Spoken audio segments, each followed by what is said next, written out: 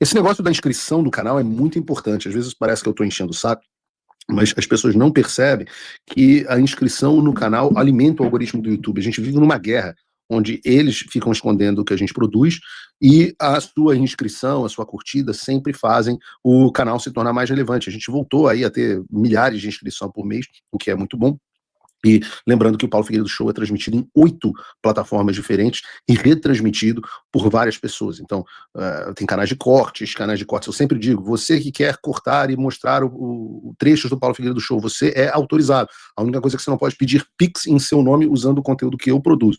De resto, fique à vontade. Se puder, se achar que vale a pena, manda o link para o programa original para que as pessoas saibam de onde veio. Mas fora isso, é para fugir da censura mesmo, podem replicar à vontade. Aqueles que gostam ainda colocam o link para as pessoas se tornarem meus apoiadores, e eu agradeço imensamente.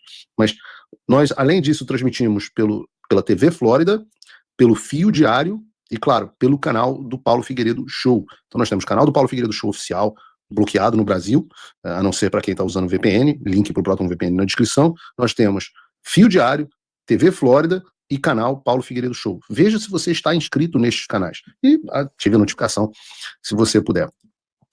Vamos falar sobre o Eduardo Bolsonaro de novo, isso porque ontem nós começamos o Paulo Figueiredo Show justamente falando sobre a decisão do deputado em se exilar nos Estados Unidos, e eu comentei longamente sobre esse assunto. Os cortes estão disponíveis, estão circulando na internet, então quem quiser assistir basta recapitular, mas eu quero recomeçar o programa de hoje falando de novo sobre o exílio do Eduardo Bolsonaro, porque tem muita coisa a ser comentada. Primeiro eu queria falar sobre a repercussão internacional que o exílio do deputado teve.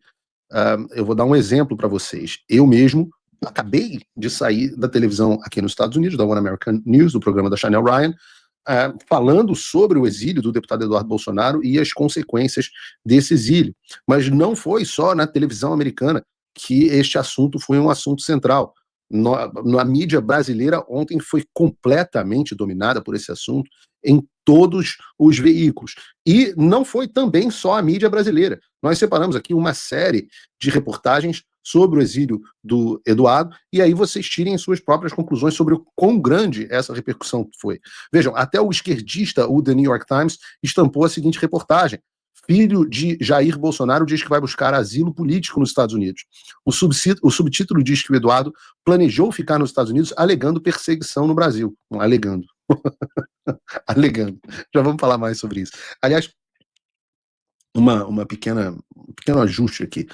Existe uma diferença entre asilo e exílio. Asilo tem a ver com proteção imigratória, e exílio tem a ver com o fato de você sair do país, do seu país, para buscar refúgio em outro lugar.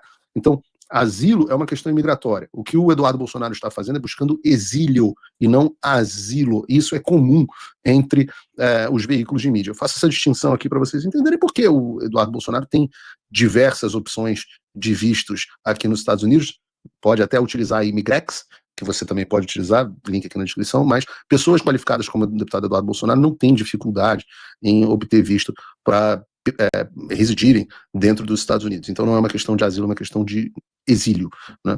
Então, além do The New York Times, a Reuters, uma outra agência esquerdista de notícia, uma das maiores do mundo, filho de Bolsonaro deixa cargo no Congresso para construir apoio nos Estados Unidos. Disse também outra agência grande de notícia, Associated Press, deputado filho de Bolsonaro anuncia realocação para os Estados Unidos enquanto seu pai enfrenta perigos legais. Tudo que sai na Associated Press e na Reuters é muito replicado por outros veículos, inclusive no Brasil, o próprio Estadão e outros veículos replicam o que sai nessa agência, a Terra e por aí vai. Bloomberg diz, filho de Bolsonaro deixa o Congresso e se muda para os Estados Unidos em meio a conflito com o juiz. Vejam, até no Japão, The Japan News, filho de Bolsonaro deixa o cargo no Congresso para construir apoio nos Estados Unidos. E não parou nos jornais. O Foro de Madrid, que é uma aliança internacional de líderes, entidades e partidos políticos em defesa da liberdade, da democracia, do Estado de Direito, eles publicaram também uma nota oficial. Diz a nota, pronunciamento: o regime de Lula da Silva ameaça Eduardo Bolsonaro e intensifica a escalada repressiva.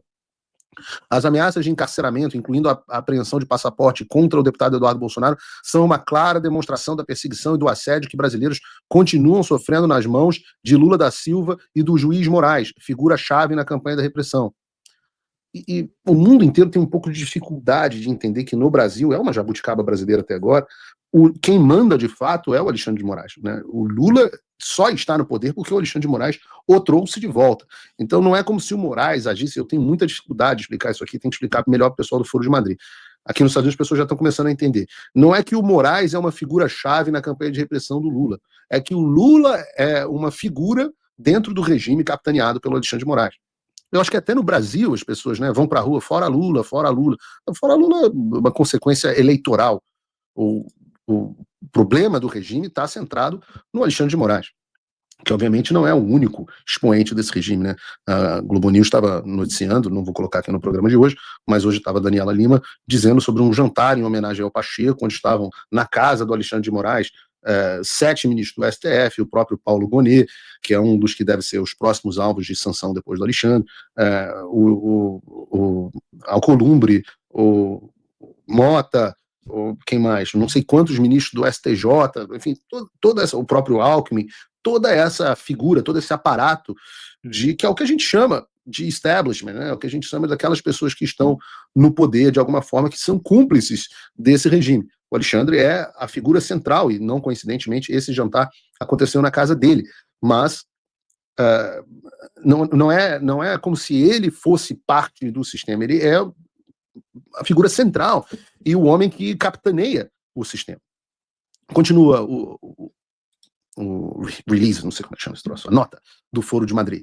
Bolsonaro suspendeu seu mandato parlamentar, tá falando do Eduardo, na Câmara dos Deputados para evitar uma detenção ilegal por parte do regime. Ele decidiu permanecer nos Estados Unidos para continuar sua intensa campanha de denúncia junto aos junto a governos, parlamentos e outras instituições democráticas sobre os ataques aos direitos humanos e às liberdades constitucionais básicas cometidos pelo regime da Silva e do juiz Moraes.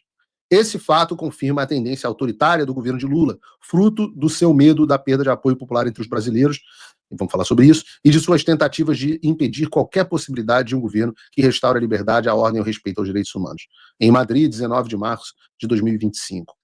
Bom, tá, e eu acho até, João, que você foi tímido, porque saiu também em outros grandes jornais americanos, tinha bem mais repercussão na imprensa para colocar nesse assunto. Saiu New York Times, Associated Press, Bloomberg, Reuters, etc., Japão, Madrid, mas saiu em bem mais lugares que a gente poderia ter listado aqui.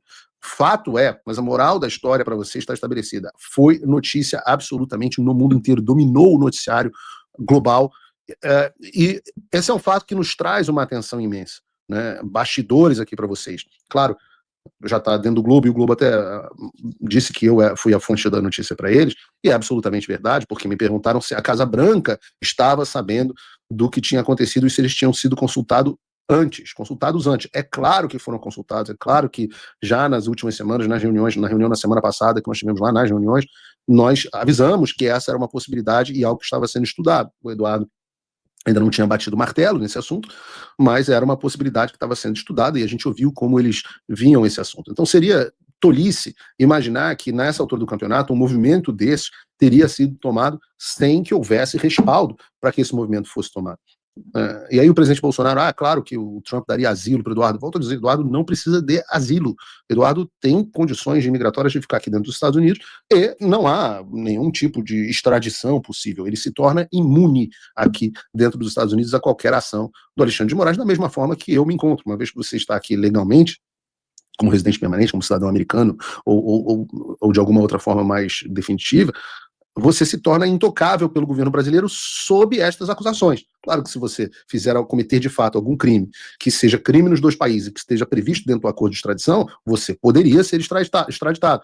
Mas nós já vimos, como no caso do próprio Alan dos Santos, este sim, sob asilo e exílio, os dois, que o governo americano, nem mesmo debaixo de Joe Biden, cooperava com esse tipo de coisa. Então nós temos uma situação onde Eduardo Bolsonaro está protegido, está seguro dentro dos Estados Unidos. Não só está seguro, como está dedicado a essa causa, como nós já falamos ontem, já temos várias reuniões marcadas para a semana que vem, e, além disso, além de protegido, dedicado, ele traz um enorme peso. uma das coisas mais importantes que acontece nas reuniões que nós participamos é que eu sento na mesa e digo, não é que eu estou trazendo aqui algo que eu ouvi falar, eu sou a prova encarnada da ditadura brasileira. Eu sou um jornalista que, trabalhando em solo americano, protegido pelas leis americanas, tive o meu passaporte cancelado, os meus bens bloqueados e até hoje sequer fui ouvido pelo regime Moraes. Eu sou a prova de que isso acontece. Eu sou um jornalista que, aparentemente, fui denunciado por golpe de Estado por reportar o que estava acontecendo nos bastidores dos militares brasileiros. Eu sou a prova. Agora, além de mim, além desta prova, existe a outra prova que é mais espetacular do que essa, que é eu sou o deputado federal mais votado da história do Brasil e eu me licenciei do meu mandato porque estava sendo perseguido. Então nós temos, além de tudo isso, uma prova viva que traz uma enorme atenção e consubstancia o que a gente está falando. A coisa é tão séria que um congressista optou por abrir mão do seu mandato para ficar seguro nas terras americanas, com todas as consequências que isso traz. E isso tem um enorme peso. Mas esse não é o único aspecto que a gente vai analisar nessa história.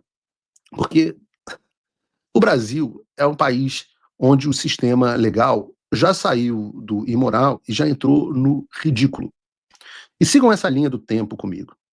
Em 27 de fevereiro de 2025, 2 deputados do PT, sobre os quais nós vamos falar logo mais, peticionaram a PGR requisitando 2 coisas: a apreensão do passaporte do Eduardo Bolsonaro e a prisão do jornalista Paulo Figueiredo. Os defensores da democracia queriam passaporte de deputado apreendido e jornalista preso. No dia 1º de março, o Alexandre de Moraes deu à Procuradoria-Geral da República, do apóstata, eu gosto desse nome, o apóstata Paulo Gonet, o prazo de 5 dias para resposta. Por conta do feriado de carnaval, aliás, em tese, esse prazo são de 5 dias corridos, tá? Prazo de 5 dias corridos. Mas por conta do feriado de carnaval, a gente vai ser benevolente e dizer que esse prazo se encerraria no dia 11 de março de 2025, que seria o 5º dia útil. No dia 11 de março, dia final do prazo, o Metrópolis publica, então, uma notícia com a seguinte manchete. Tá aí na tela para vocês. Igor Gadelha. Gonet decide descumprir prazo sobre passaporte de Eduardo Bolsonaro. Leiam o corpo da matéria e é dito que, abre aspas, a pessoas próximas, Gonet admitiu que não vai cumprir o prazo de 5 dias fixado por Moraes porque está priorizando outros casos não penais considerados por eles como mais urgentes. O chefe da PGR tem avaliado que, no caso do Eduardo, o prazo seria, abre aspas, impróprio, termo usado para definir prazos processuais que, se não forem cumpridos, não geram nenhum ônus ao processo, coisa que só existe mesmo para a Procuradoria. Né? Procurador não é nenhuma... As regras que valem para os pobres mortais não existem para ele. Né? O procurador Paulo Gonet decide, não vou cumprir o prazo que o Alexandre deu, e um abraço. Imaginem se fosse um outro advogado. Mas foquem no detalhe importante. O Gonet não tratava esse caso como urgente e entendia que o não cumprimento do prazo não ia gerar nenhum ônus ao processo. Pois bem, assim ficou doado nos Estados Unidos, e nos dias 11, 12, 13, 14, 15, 16 e 17 de março, nada. Aí veio ontem, o dia 18. E o que aconteceu? Eduardo Bolsonaro gravou um vídeo anunciando o seu exílio. E, magicamente, 2 horas depois, a Procuradoria-Geral da República deu urgência ao caso e se pronunciou contra o pedido de apreensão do passaporte do Eduardo. Ato contínuo, o Alexandre foi lá e arquivou o pedido de apreensão do passaporte. Tudo isso no mesmo dia em que ele anunciou que não ia retornar ao Brasil. É muita coincidência, né? É muita coincidência. É uma coisa meio ridícula, porque eu digo que virou ridículo, ficou assim, também nem queria mesmo. Também, nem queria esse passaporte aí, seu bobo. Isso é o Procurador-Geral da República e o Ministro do Supremo Tribunal Federal. É muito ridículo. Não é pouco ridículo. É aquela... Não, passaporte, quem estava falando de passaporte? Que isso? Nós jamais faríamos uma coisa dessa. Será que ele faria isso? Não teve jornalista perguntando, eu acho que ele não iria tão longe como caçar o passaporte de alguém. Se vocês conhecem alguém que já teve o seu passaporte cassado e cancelado, como, sei lá, o próprio presidente Bolsonaro, ou Paulo Figueiredo, ou Rodrigo Constantino, ou Alan dos Santos, ou Ludmilla, juíza, ou Guilherme Fiuza, eu não sei se o do Monarca, assim, cancelamento de passaporte sem motivo é absolutamente rotineiro no mundo de Alexandre de Moraes. Então, se alguém pede, o Alexandre pede a opinião da PGR, e a PGR senta em cima e não responde, esperando que o Eduardo apresente uma resposta, retorne ao país,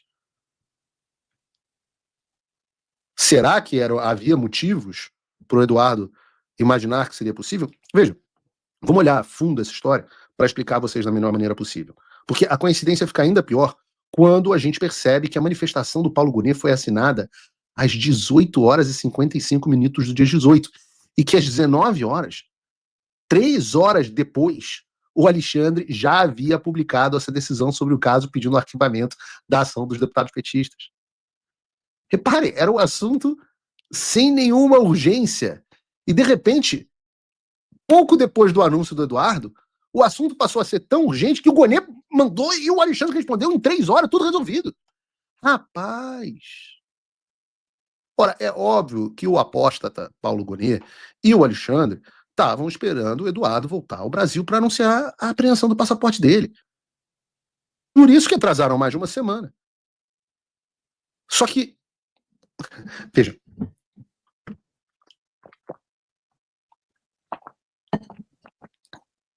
vários jornalistas me consultaram a respeito dessa questão depois que eu fiz a minha live com Eduardo Bolsonaro. Veio Folha, veio Globo, etc. Pô, Paulo, essa história do Eduardo ficar nos Estados Unidos é sério? Não vai ficar nada. E eu falava, olha, é uma possibilidade real. Eu diria hoje que é mais provável que ele fique que ele não fique. E os jornalistas não levaram a sério. Este mesmo clima era o clima entre Alexandre e a Procuradoria-Geral da República. Eles achavam que o Eduardo Bolsonaro estava blefando. E que se ele queria ficar nos Estados Unidos durante algum tempo apenas, mas apostaram na eleição para a presidência da Comissão de Relações Exteriores e Defesa da Câmara dos Deputados. Então eles falaram, vamos segurar, vamos esperar o Eduardo voltar, que tem que voltar para a Credem, e aí a gente age ou não age. E eu confesso a vocês que eu não sei qual seria a decisão. O recado que a Globo News passava era de que eles não iam agir agora, mas poderiam agir no futuro.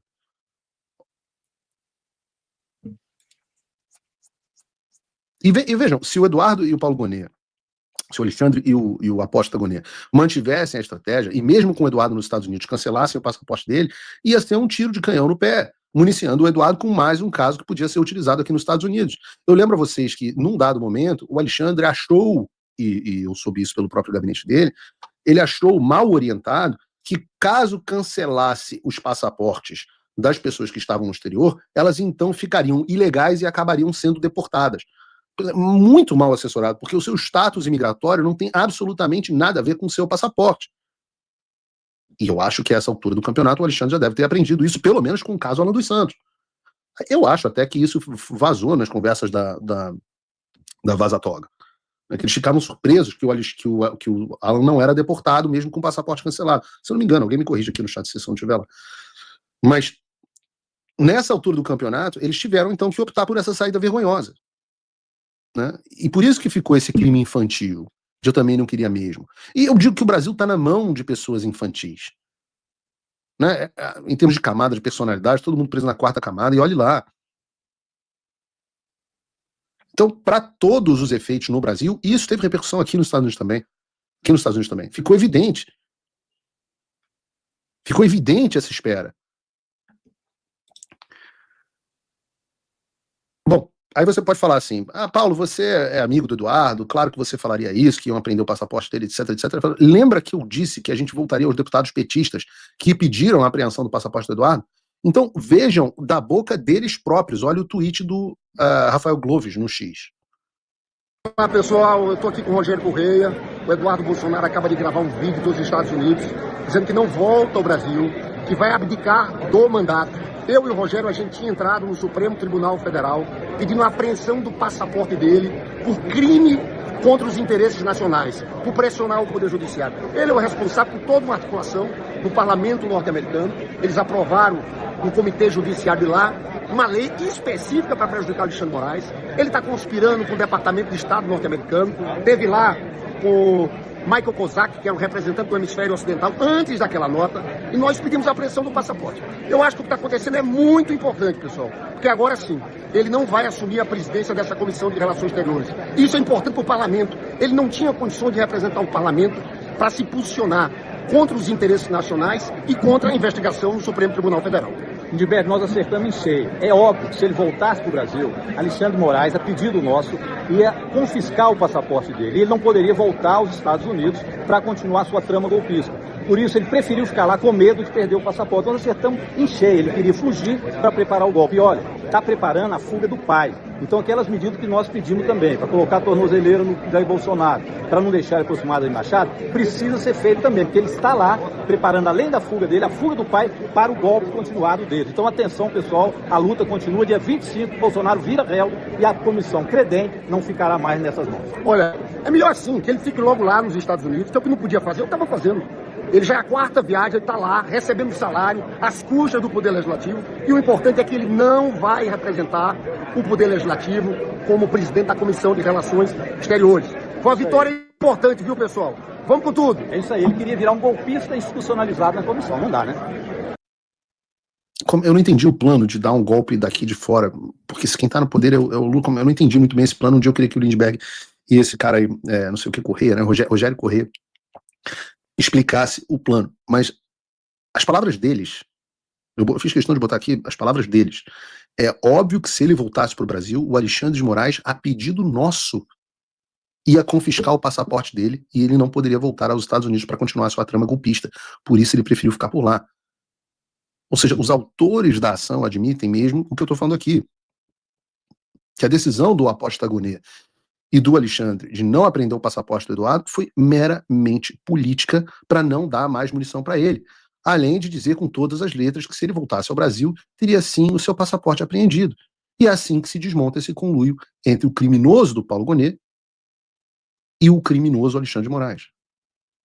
Eu termino essa pauta citando o excelente posto André Marcília, no X, que não importa a perspectiva pela qual você observa esse caso.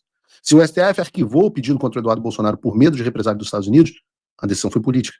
Se arquivou para o Eduardo voltar a ser atraído para uma armadilha, a decisão foi política. Se julgou rápido para mostrar que não havia perseguição, a decisão foi política. Se podia arquivar em horas, mas demorou um mês para examinar a questão, desde, na verdade, o dia 27, a decisão foi política. Em qualquer caso, a gente sabe que a gente tem não mais uma corte institucional, mas uma corte política. E quando a gente vê esse caso do Eduardo Bolsonaro, eu acho sempre que é importante que a gente veja que o sistema é tão politizado que ele não só pune crimes inexistentes, como também não pune crimes existentes. E para isso a gente pode pegar, por exemplo, e eu acho que a gente está num momento único, para comparar outro caso de um deputado que ocorreu recentemente, para nós entendermos que no Brasil, enquanto os inimigos do rei enfrentam toda a força do aparato estatal, de forma ilegal, não é nem para os inimigos da lei, né, os amigos, esses não têm com o que se preocupar. Hoje eu estou num programa radioativo e tóxico, e primeiro eu coloquei Rogério Correia e